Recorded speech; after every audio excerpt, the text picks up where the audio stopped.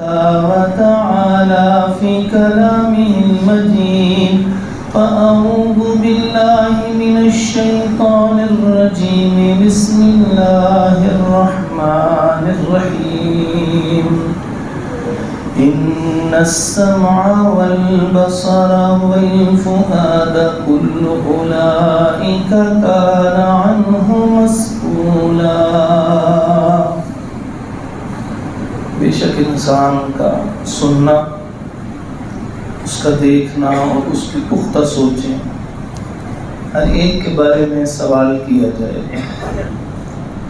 حضرات محترم، ہماری عام زندگی اور تمام انسانوں سے متعلق جو اس وقت ایک اہم ترین موضوع تھا، سوشل میڈیا اور اس کے شرعی آداب کیا ہیں، وہ آپ کے سامنے ذکر کر رہا تھا۔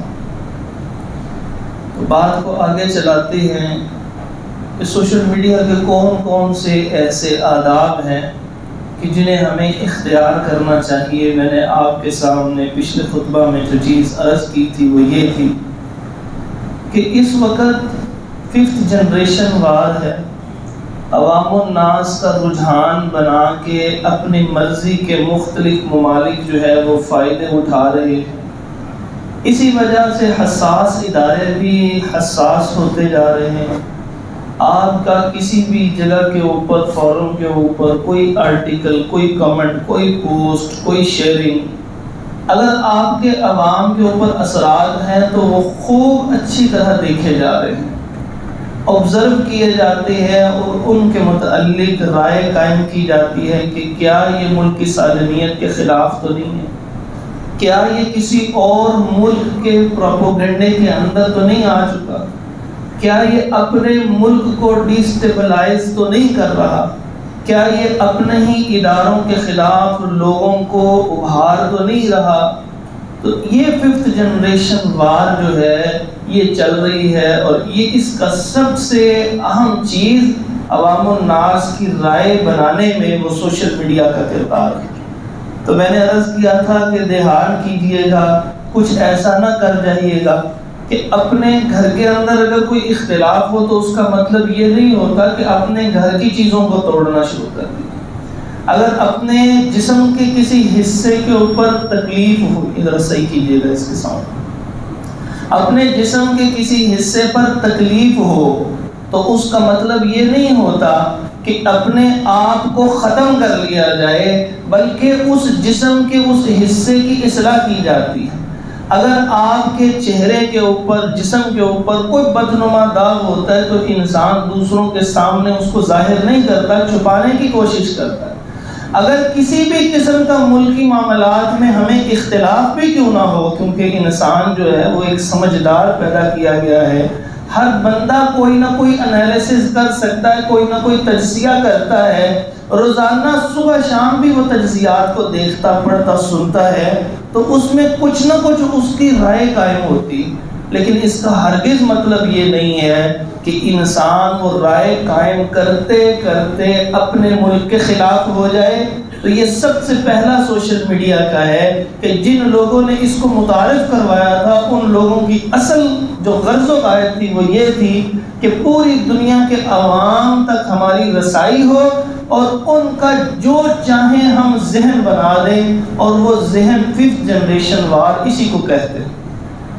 اس کے بعد دوسری چیز جو میں نے عرض کی تھی وہ یہ تھی کہ ہم لوگ اپنی تنہائیوں کے اندر اس ایٹم بم کی شکل میں یہ جو موبائل، لیپ ٹاپ اور ٹیب مل چکے ہیں، اس کے اندر ہم اپنے ہاتھ سے اپنے آپ کو تباہ نہ کریں، ہم اپنے رب کے حضور وہ کام نہ کر کے لے کر جائیں کہ جو کل قیامت کے دن ہمارے تہامہ پہاڑ سے بڑے بڑے نیک اعمال بھی کیوں نہ ہوں، تو کل قیامت کے دن ان کو ایسے اڑا دیا جائے جیسے رات اڑ جاتی ہے تیز ہوا کے ساتھ۔ پوچھا وہ کیسے ہوگا اللہ کے نبی صلی اللہ علیہ وسلم؟ تو میں نے حدیث عرض کی تھی کہ آپ صلی اللہ علیہ وسلم نے فرمایا تھا کہ لوگوں کے سامنے نیک اعمال کریں گے، جب وہ تنہائی میں جائیں گے تو اللہ رب العزت کی حرمتوں کو توڑ دیا کریں، جن چیزوں کو اللہ رب العزت نے حرام قرار دیا تھا ان کو توڑ دیں۔ تو اپنی تنہائیوں کو پاک اور صاف رکھنا یہ سوشل میڈیا کا دوسرا ادب تھا۔ تو میں نے یہ آپ کے سامنے ذکر کیا، ایک سنگل کلک کے اوپر جو مرضی لکھ لیں پوری دنیا آپ کے سامنے آ رہی۔ ہم یہ سمجھتے ہو کہ ہم تنہائی میں بیٹھے ہیں جو مرضی کرتے رہیں، اللہ تعالیٰ ارشاد فرماتے ہیں یستخفون من الناس، لوگوں سے تو تم بڑا ڈرتے ہو، ولا یستخفون من اللہ، اللہ سے تمہیں ڈر نہیں لگتا، وَهُوَ مَعَهُمْ، وہ تو اللہ تمہارے ساتھ تھا، اِذْ يُبَيِّتُونَ مَا لَا يَرْضَى مِنَ الْقَوْلِ، جب تم وہ کام کر رہے تھے کہ جو اللہ کو ناراض کرنے والے تھے، تنہائیوں کے اندر کر رہے۔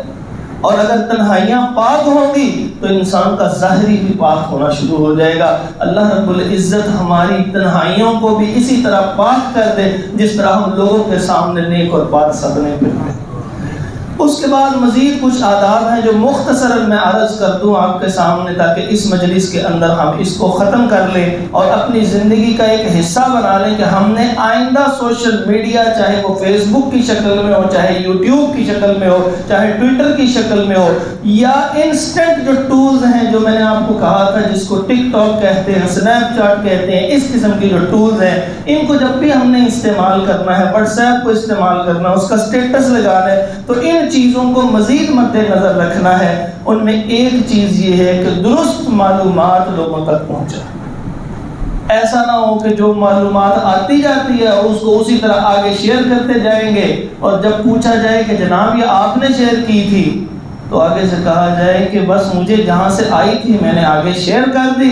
تو نبی پاک صلی اللہ علیہ وسلم کی ایک حدیث یاد رکھیے، بہت بڑا فتویٰ ہے، کیونکہ فتوے کی اہل شخصیت صرف اللہ کے رسول صلی اللہ علیہ وسلم۔ انہوں نے فرمایا کفا بالمرء کذبا ان یحدث بکل ما سمع، کسی آدمی کے جھوٹا ہونے کے لیے بہت بڑی باتوں کی ضرورت نہیں ہے، اس کا کوئی جھوٹ پکڑا جائے تو وہ جھوٹا ہے۔ فرمایا کسی آدمی کے جھوٹا ہونے کے لیے یہ بات بالکل کافی ہے، اتنی بات ہی کہ جو بات سنتا ہے بلا تحقیق اسی طرح آگے شیئر کر دیتا ہے، اسی طرح آگے بیان کر دیتا ہے۔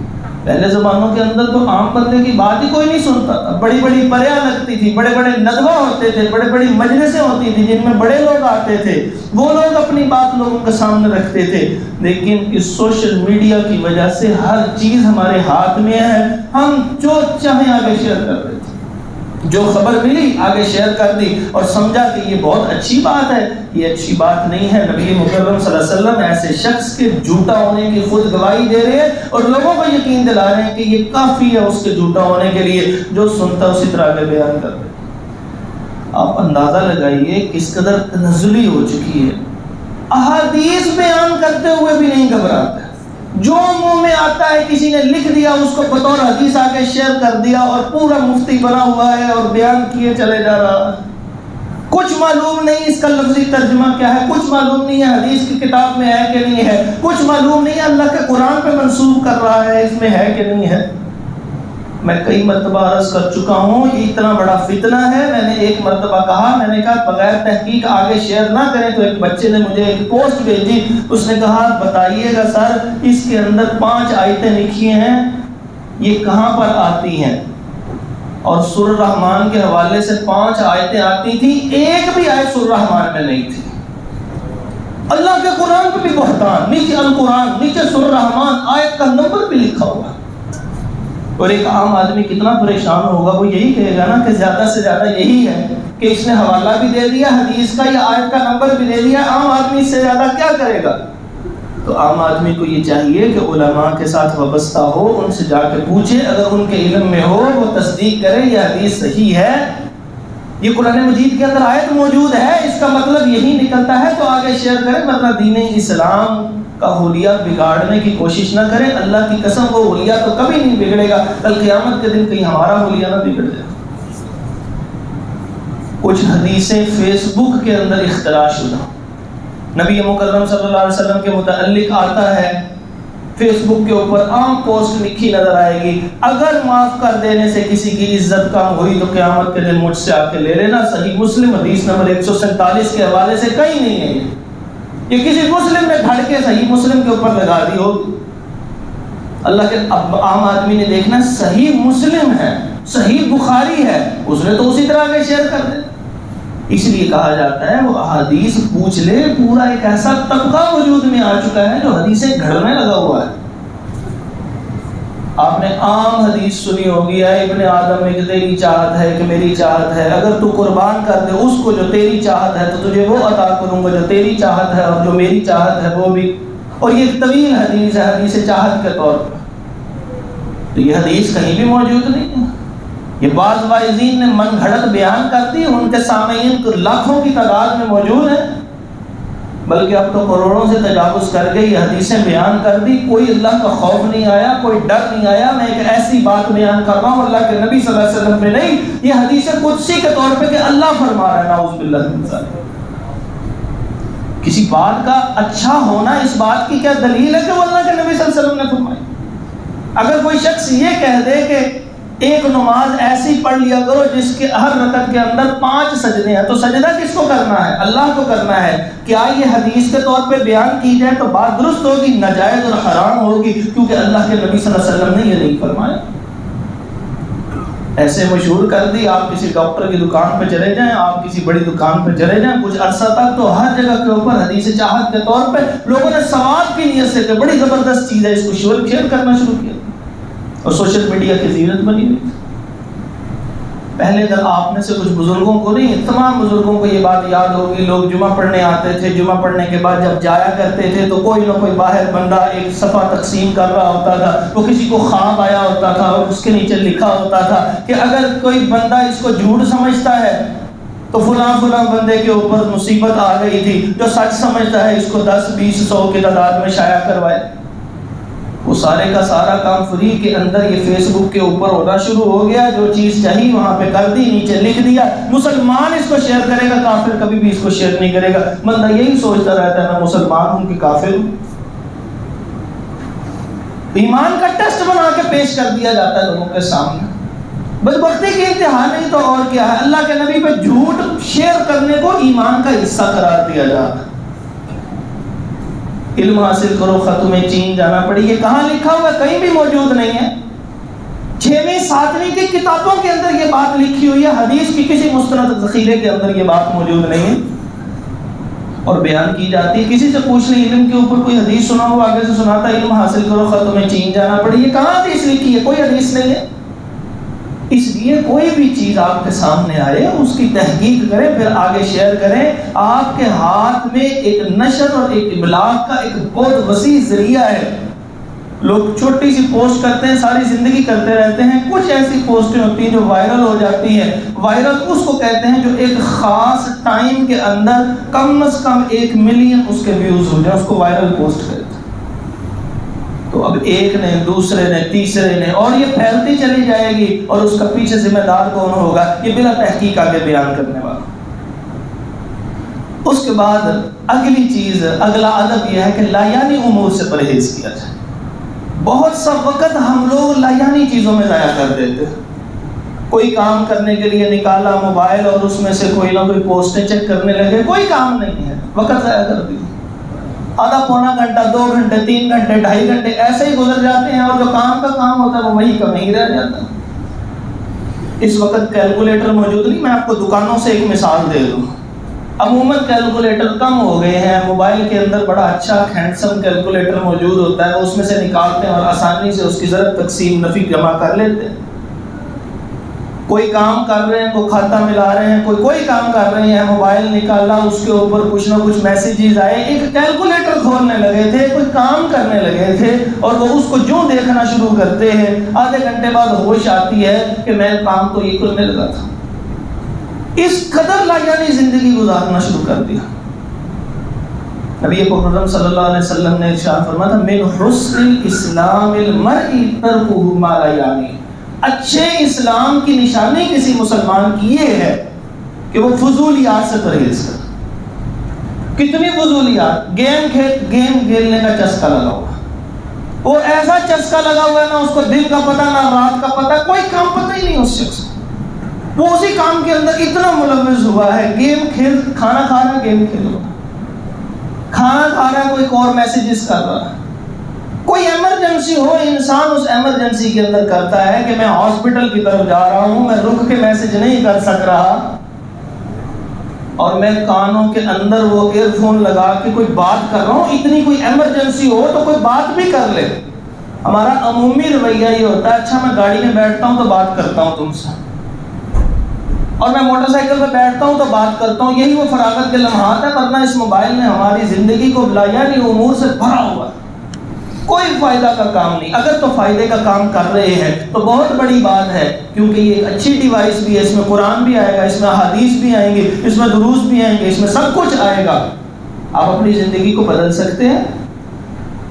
آپ کوئی اچھی چیز دیکھتے ہیں، آپ اس کی تصویر کھینچتے ہیں اور اس کو دیکھتے ہیں، بعد میں یاد کر لیتے ہیں۔ قرآن مجید کی آپ نے کوئی دعا یاد کرنی ہے، آپ نے کسی کتاب میں دیکھا تھا، جیب میں کتاب آپ نہیں لے کے جا سکتے، اس کی تصویر کھینچی اور اس کو پڑھ سکتے ہیں، یہ کام کا کام ہو سکتا تھا۔ لیکن ہم لوگوں نے کیا کرنا شروع کر دیا، اس موبائل کے اوپر گانے آ رہے ہیں، فلمیں آ رہی ہیں، ایک دوسرے کو لنکس بھیجے جا رہے ہیں، سیلفی چل رہی ہے، بس اسی کام کے اندر وقت گزر جاتا ہے۔ تو لایعنی امور سے پرہیز کرنا، وقت کی تقسیم کو تباہ کر دیا ہے سوشل میڈیا نے۔ اگر ہم وقت کی تقسیم کر لیں بات تو وہ زیادہ بہتر ہوگی۔ دنیا کے اندر اللہ رب العزت نے بہت سی نعمتیں تقسیم کی، کئیوں کو مال کی نعمت دی ہے، کئیوں کو کم دی ہے، کئیوں کو اولاد دی ہے، کئیوں کو اولاد کی نعمت کم دی ہے، بھائی بیٹھ جائیے، جہیں پہ ہے وہیں پہ بیٹھ جائیے۔ کئیوں کو اولاد کی نعمت دی ہے، کئیوں کو کم دی ہے، کئیوں کو مال دیا ہے، کئیوں کو کم دیا ہے، کئیوں مختلف نعمتیں مختلف درجے میں تقسیم کی۔ رنگ ہو، خوبصورتی ہو، جسمانی طاقت ہو، خد و خال ہو، تعلقات ہو، تعلیم ہو، ذہانت ہو، قد ہو، ہر نعمت مختلف درجات والی۔ ایک نعمت ایسی ہے جو تمام انسانوں کو اللہ نے برابر عطا فرما دی، اور وہ نعمت کون سی ہے؟ وہ نعمت وقت کی نعمت ہے۔ چھوٹا بڑا، مرد عورت، کسی بھی درجے کا جاہل ہو یا عالم ہو، جس کی زندگی میں ایک دن آتا ہے 24 گھنٹے اللہ اس کو ضرور عطا فرماتا ہے۔ وقت کی اتنی بڑی نعمت ہے۔ قرآن مجید میں اللہ رب العزت نے ارشاد فرمایا لَتُسْأَلُنَّ يَوْمَئِذٍ عَنِ النَّعِيمِ، قیامت کا دن آئے گا، اس دن تم سے تمہاری ہر جو نعمت اللہ نے دیا اس کے بارے میں سوال کیا جائے گا، سوال کیا جائے گا، وقت کی نعمت کا بھی سوال کیا جائے گا۔ ہم نے وقت کو مختلف رسول اللہ صلی اللہ علیہ وسلم کی ایک حدیث سماعت فرمائی ہے، صحیح بخاری کی حدیث، عبداللہ بن عمر بن عاص رضی اللہ تعالیٰ، بہت بڑے صحابی ہیں، یہ وہ واحد صحابی ہیں جنہوں نے اپنی زندگی میں سب سے زیادہ اپنے ہاتھ سے حدیثیں لکھی تھیں، سب سے زیادہ حدیثیں لکھنے والے صاحب۔ تو عبداللہ بن عمر بن عاص رضی اللہ بہت نیک آدمی تھے، اتنے نیک، ان کے والد بھی مسلمان تھے، یہ خود بھی مسلمان تھے، اتنے نیک تھے اللہ کے نبی صلی اللہ علیہ وسلم ان کے والد سے زیادہ ان کی قدر کیا کرتے تھے اور پیار کیا کرتے تھے۔ یہ راتوں کا قیام کیا کرتے تھے، دن کو روزہ رکھا کرتے تھے۔ اللہ کے نبی صلی اللہ علیہ وسلم کو معلوم ہوا، آپ صلی اللہ علیہ وسلم نے بلا کے پوچھا آپ رات کو پوری رات قیام کرتے ہیں اور سارا دن روزہ رکھتے ہیں؟ اللہ کے نبی صلی اللہ علیہ وسلم پوچھا مجھے یہ خبر ملی ہے، تو انہوں نے آگے سے کہا جی اللہ کے نبی صلی اللہ علیہ وسلم انی فعلت ذالک، میں ایسے ہی کیا کرتا ہوں۔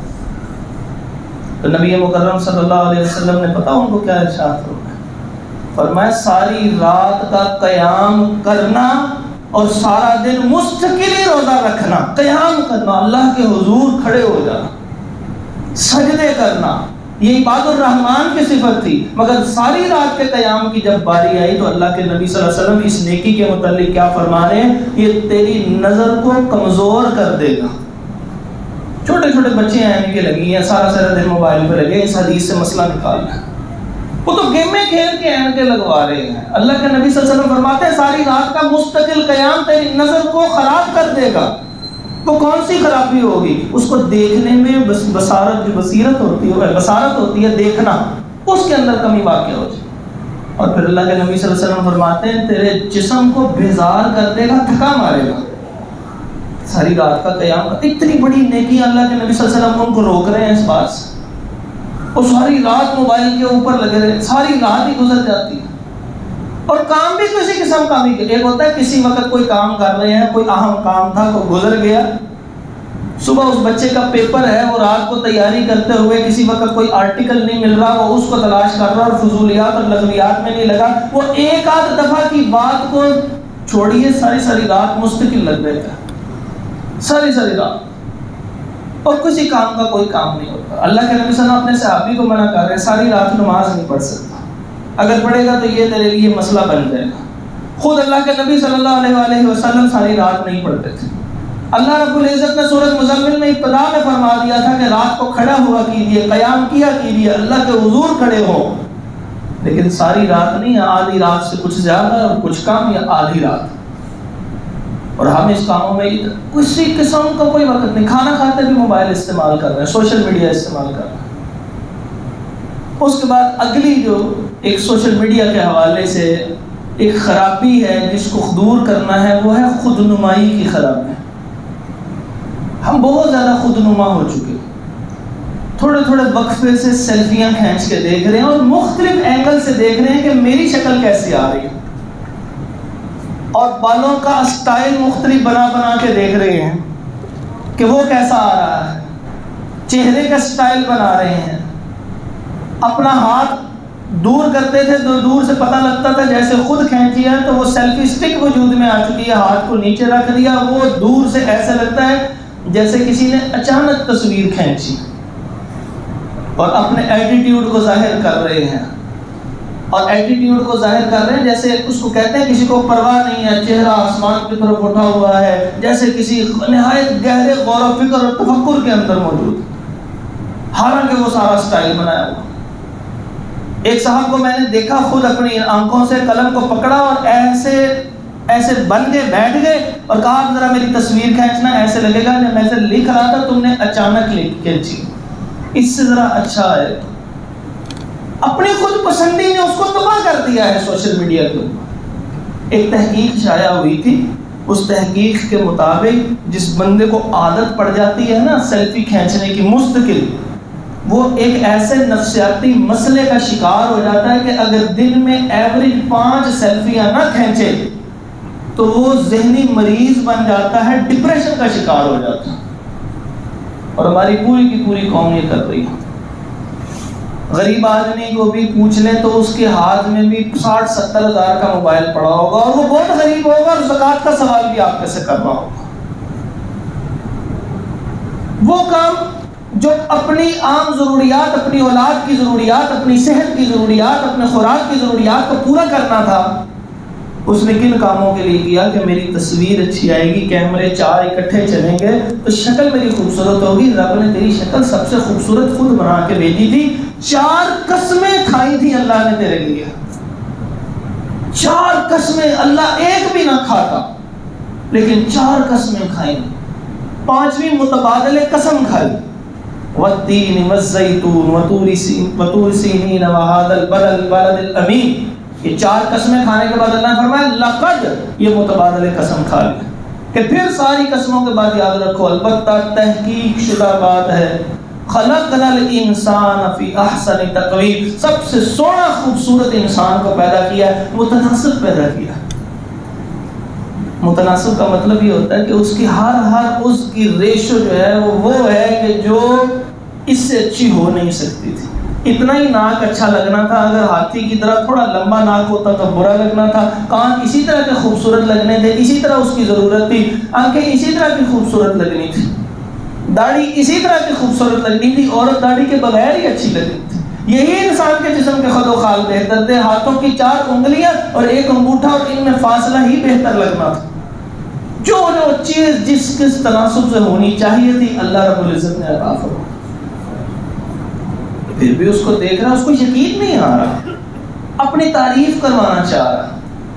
لوگ زیادہ سے زیادہ کامنٹس لائک کرتے ہیں تاکہ جب میری باری آئے تو یہ مجھے بھی لائک کرنا، اور اگر کسی دوست میں اختلاف ہو جائے تو وہ جو بڑا خوبصورت لگتا تھا، جس کو دل کی ایموجیز بھیج رہا تھا، جس کو دل کی سمیلیز بھیج رہا تھا کہ یہ بڑا خوبصورت لگ رہا ہے، اس کی شکل دیکھتے ہی غصہ اس کو چڑھ جاتا ہے، اس کو سکرول کر کے آگے کر دیتا ہے کہ اب یہ مجھے برا لگ رہا ہے، شکل تو وہی تھی۔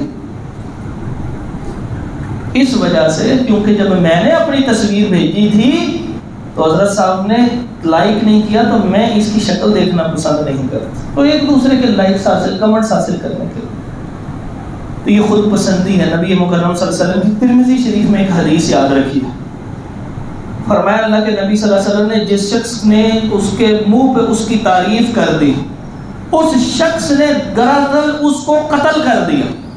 اور دوسری روایت ہے کہ جب تیرے منہ پہ تیری کوئی تعریف کرے تو اٹھا کے مٹی اس شخص کے منہ میں ڈال دے، کیونکہ اب یہ تجھے ہلاک کر رہا ہے۔ وہ کیا ہلاک کر رہا ہے؟ انسان خود پسندی میں ایسا گرفتار ہوگا۔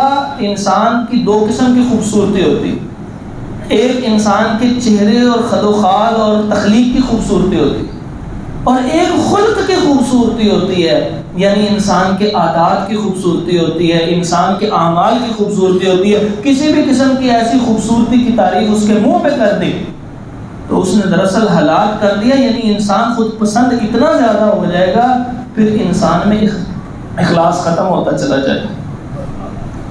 اور جو حسن اخلاق ہے وہ تو اخلاص کے ساتھ تھا، وہ ختم ہوگا۔ یہ جو چہرے کی خوبصورتی کی تعریف کی جا رہی ہے، تو کیا یہ تو اللہ رب العزت کی تعریف ہے نا، کہ اللہ رب العزت نے اس کو پیدا کیا ہے، اس کو کیوں منع کیا جا رہا ہے؟ کبھی آپ نے تصور کیا کہ کسی کے چہرے کے اوپر، اس کے منہ کے اوپر، اس کے چہرے، اس کے قوت کی تعریف جو ہے وہ نہیں کرنی؟ اس کا سبب کیا ہے؟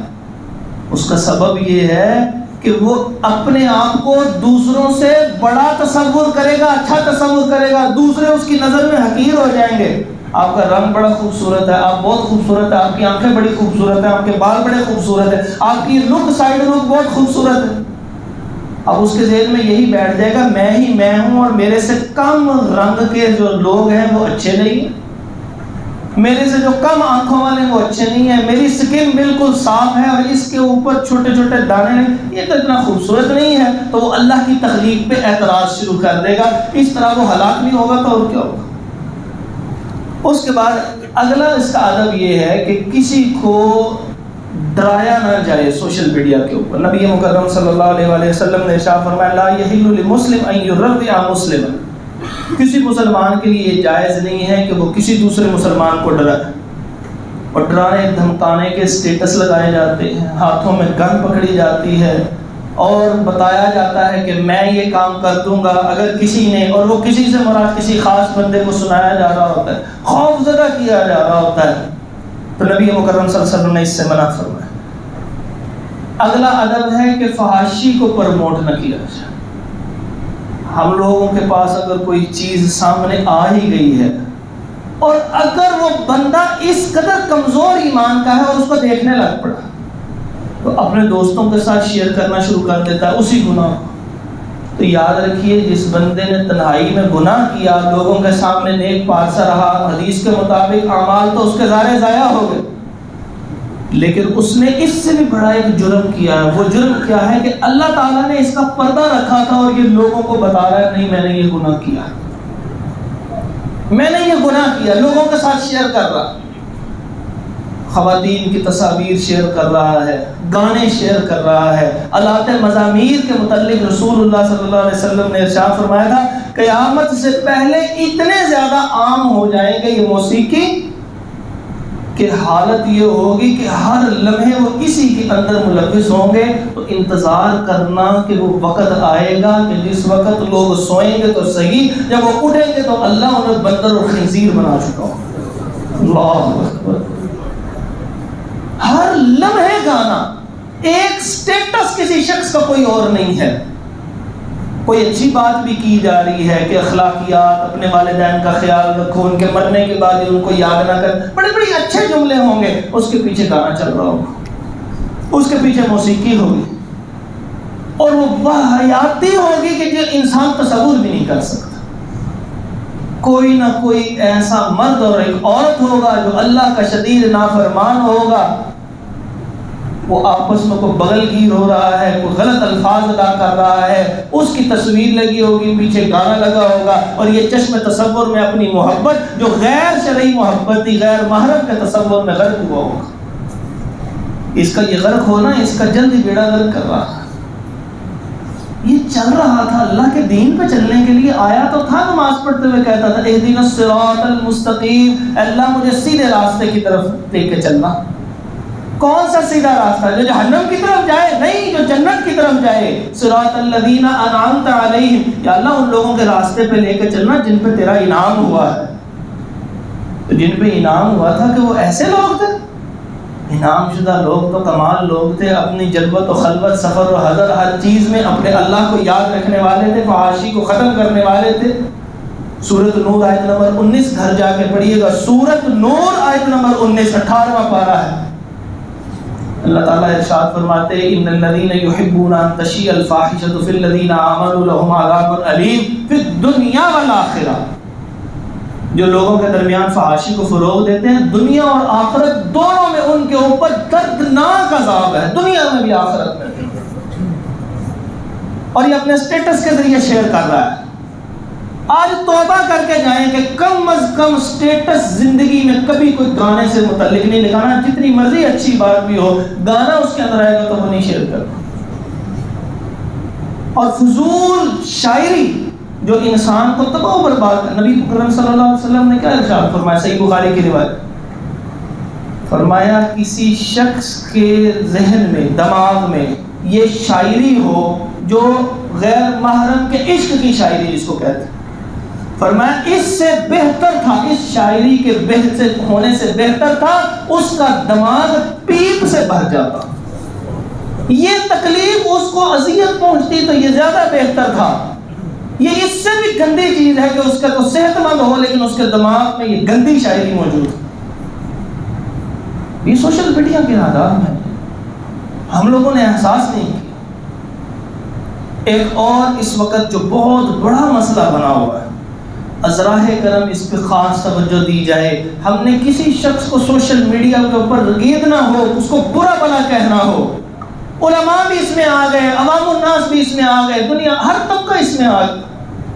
اپنے نام کی اصل آئی ڈی سے کبھی اس کو کچھ نہیں کہتے, نئی آئی ڈی کریٹ کرتے ہیں, اس کے اوپر فیک ساری کی ساری چیزیں لکھتے ہیں. مرد ہو اپنے آپ کو عورت ظاہر کر رہا ہے, عورت ہے مرد ظاہر کر رہا ہے. اپنی عمر جو ہے وہ اس کی 20 سال ہے, وہ 40 ذکر کر رہا ہے. 50 سال کا بابا ہے, وہ اپنے آپ کو 25 سال وہاں پہ لکھ رہا ہے. ایک دن بھی سکول کا شکل نہ دیکھی ہو یا یونیورسٹی یا کالج کی شکل نہ دیکھی ہو تو اپنے ذات کے ساتھ فلاں فلاں سکول کالج یونیورسٹی لکھی ہوئی ہے, میں وہاں سے پڑھ کے فارغ ہوں. اور جھوٹ کیا ہوتا, اور جھوٹ کی کوئی سر کے اوپر سینگ نکلے ہوں گے کہ جس کے سینگ نکلے ہوں گے وہ جھوٹا ہوگا. اس سے بڑا اور کون سا جھوٹ ہوگا, اپنا تعارف ہی غلط کروا رہا ہے. سورۃ الحجرات سورۃ نمبر 49 آیت نمبر 13 اللہ رب العزت ارشاد فرماتے ہیں یا ایھا الناس انا خلقناکم من ذکر و انثی وجعلناکم شعوبا وقبائل لتعارفوا. ہم نے تمہارے تعارف کے لیے تمہیں مختلف قبیلوں اور ذاتوں میں تقسیم کیا تھا. انسان نے غلط تعارف کروا دیا, اسی کو تو جھوٹ کہتے ہیں. جھوٹ کبیرہ گناہ ہے اور مومن سے کیوں سرزد ہو رہا ہے؟ ویسے تو یہ گھنٹہ گھنٹہ اپنی سیلفیاں کھینچ کے ایٹیٹیوڈ کی سٹیٹس لگاتا ہے, میں بے باک آدمی ہوں, مجھے دنیا کی پرواہ نہیں ہے. اور علامہ اقبال کا شاہین بنا پھرتا ہے کہ جس کو کوئی دنیا کی پرواہ نہیں ہے, یہ اپنے من کی دنیا میں گم ہے. لیکن جب کسی شخص کو سامنے کچھ کہنے کی باری آتی ہے تو منہ پہ کہنے کی ہمت نہیں ہے, اپنا نام بدل کے جو چاہے اس کو متعلق بات ارشاد کروا دیتا. تو یہ فیک آئیڈیز کو ختم کیجیے. یہ آپ کا تعارف ہے.